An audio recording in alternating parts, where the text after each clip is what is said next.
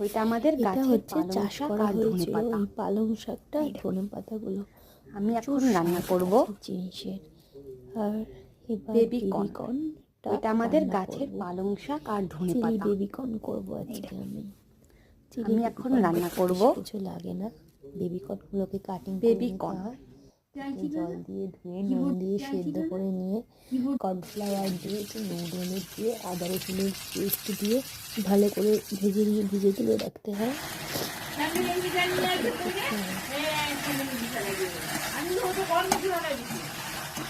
দেখো আমি পেঁয়াজ দিয়েছি, ক্যাপসিকাম দিয়েছি, টমেটোটা আমি দিইনি, যেটাই চিলি সস দিয়েছি আর রসুন কুচি, আদা কুচি আর 3-4টা কাঁচা লঙ্কা দিয়েছিলাম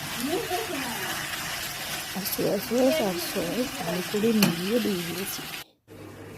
সব 4 জায়গায় ভাগ করে নিয়েছি। এটা অল্প একটু খেলে পেটটা ভার হয়ে যায়। এবার রাত্রেবেলা চিকেন করবো, চিকেনটা খুব সুন্দর করে করবো। ওটা দেখো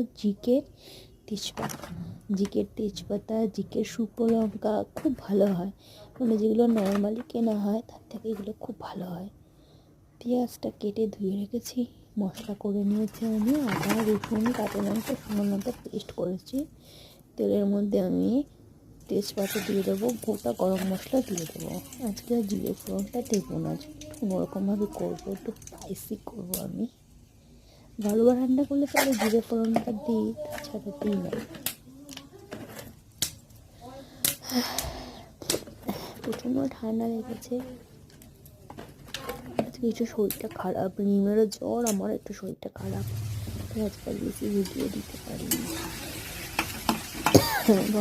তো কাশি হচ্ছে আমার, আজকে ওয়েদারটা খুব খারাপ তো এখনও, ওই জন্যই আরও মানে ভাবলাম যে বেবিকর্নটা খাই সন্ধ্যাবেলা ঝাল ঝাল করে, একটু স্পাইসি করে, এবার চিকেনটা একটু ঝাল ঝাল করে খাই। আজকে চিকেনটা খুব সুন্দর, দারুণ রান্না হয়েছে।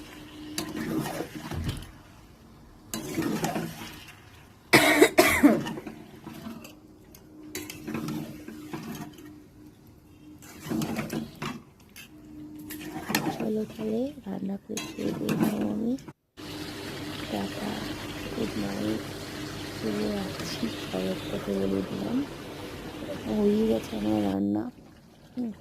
রান্নাটা হয়ে গেলে আমি খেয়ে দিয়ে ঘুমিয়ে পড়বো, আর বাকিটা আর দেখাচ্ছি না।